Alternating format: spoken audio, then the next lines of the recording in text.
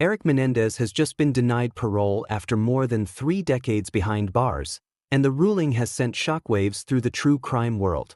On August 21, 2025, a California parole panel delivered its decision. Erik Menendez, now 54 years old, will remain in prison for the murders of his parents, José and Kitty Menendez, in Beverly Hills back in 1989. The board's reasoning was blunt. They declared he still poses an unreasonable risk to public safety, pointing not just to the brutal crime that made him infamous, but also to his behavior behind bars. The commissioners laid out a troubling pattern of misconduct during his decades in prison. Erik was accused of using contraband cell phones, being linked to drug activity, having gang associations, and even participating in a tax fraud scheme. These weren't isolated incidents. The board emphasized that his repeated violations undercut his claims of rehabilitation. Commissioner Robert Barton delivered one of the most cutting remarks of the hearing, saying, "Two things can be true. They can love and forgive you, and you can still be found unsuitable for parole."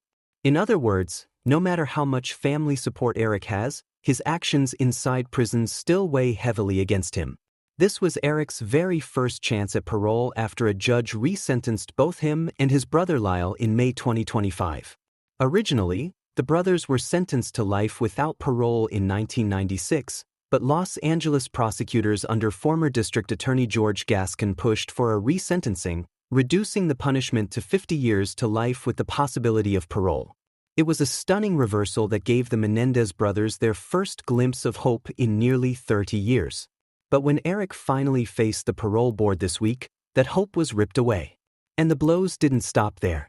Just one day later, on August 22, Lyle Menendez, now 57, also had his parole request denied. The board cited many of the same issues: contraband cell phone use, misconduct, and questions about whether he truly shows remorse. So within 48 hours, both brothers, who once shocked America with their infamous shotgun killings, were told they would remain behind bars. The denials left their family devastated. Dozens of relatives and supporters testified on the brothers' behalf, insisting that Erik and Lyle had grown into responsible, remorseful men who deserved another chance. Their cousin Andy Cano pleaded for compassion, while others argued that decades in prison had already been punishment enough. But the parole board wasn't swayed. They pointed to the misconduct record, saying it showed the Menendez brothers had not fully demonstrated the insight and rehabilitation necessary for release. Public reaction has been divided. On one side are those who believe the Menendez brothers have served enough time, especially given their claims that the murders were fueled by years of alleged sexual and emotional abuse at the hands of their father, José. Supporters argue that their story is one of survival, not just of crime. On the other side are critics who see the denials as justice being upheld, reminding everyone that José and Kitty Menendez were gunned down in cold blood inside their Beverly Hills mansion, and that the brothers went on shopping sprees with their parents' money in the weeks that followed. Adding to the intense scrutiny, Netflix's hit series Monsters, the Lyle and Erik Menendez story has reignited fascination with the case.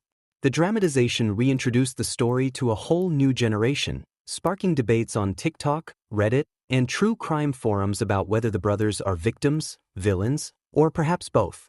But despite the renewed public sympathy, District Attorney Nathan Hochman pushed hard against their release, taking a stricter stance than his predecessor. He argued that neither brother has fully accepted responsibility for their crimes or provided the depth of insight required for parole. So what happens now?